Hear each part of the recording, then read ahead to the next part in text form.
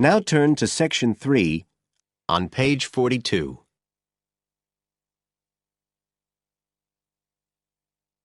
Section 3.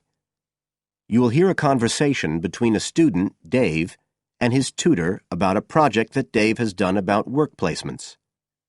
First, you have some time to look at questions 21 to 25 on page 42.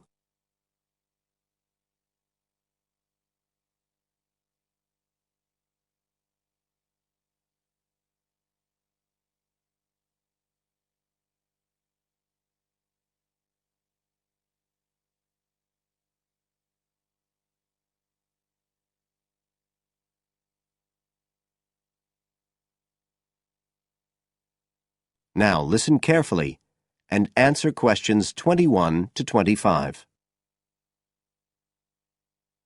Good afternoon, Dave. Come on in and take a seat. Hi, Dr. Green. Thanks. Oh, hang on a minute. I'll just find the first draft of your project paper, and we can have a look at it together. Now, yours is the one on work placement, isn't it? Yeah, that's right. So what made you choose that for your project? Well, I suppose it was because sending students off to various companies for work experience seems to be such a typical part of educational courses these days. I mean, even school kids get to do it. But I felt everyone just kind of assumes it's a good thing. And I guess I wanted to find out if that's the case. But you don't look at schools or colleges, right?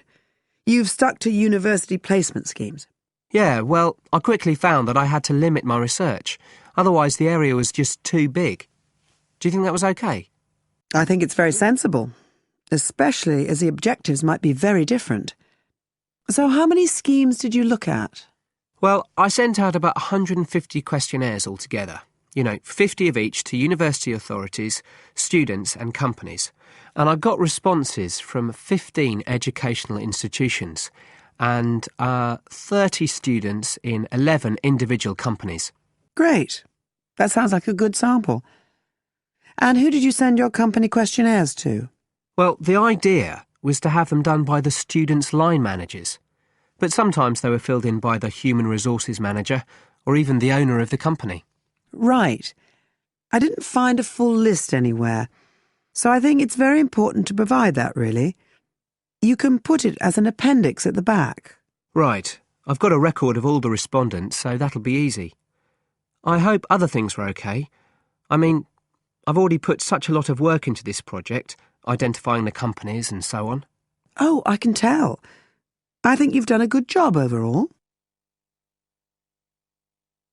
You now have some time to look at questions 26 to 30 on page 43.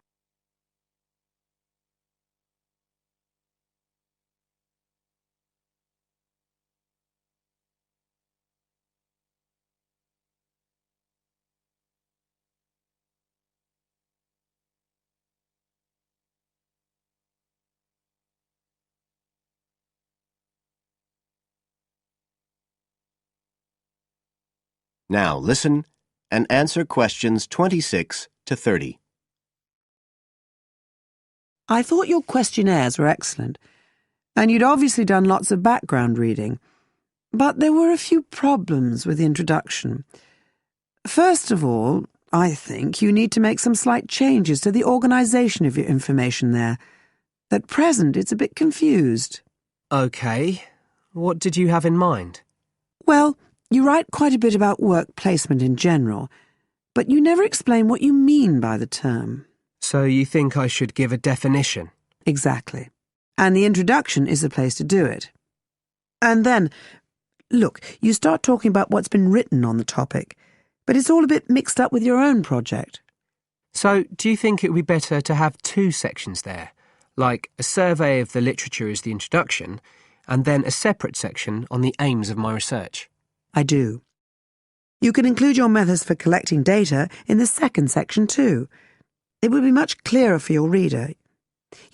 Establish the background first, then how your work relates to it. It would flow quite nicely then. Yes, I see what you mean. Anyway, moving on. I like the way you've grouped your findings into 3 main topic areas.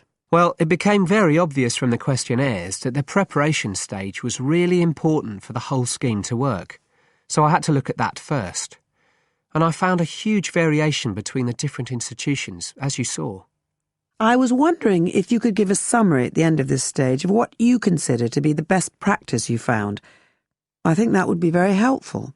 Right, I'll just make a note of that. What did you think of my second set of findings on key skills development? For me, this is the core of my whole project, really. And you've handled it very well. I wouldn't want you to make any changes. You've already got a nice final focus on good practice there. Thanks. Right. Now, I think the last part, which deals with the reasons why students don't learn. What, the constraints on learning chapter? Yes, that's the one. I think you need to refer to the evidence from your research a bit more closely here. You know, maybe you could illustrate it with quotations from the questionnaires, or even use any extracts from a student diary if you can, and refer back to what you've written about good practice. That is the end of Section 3. You now have half a minute to check your answers.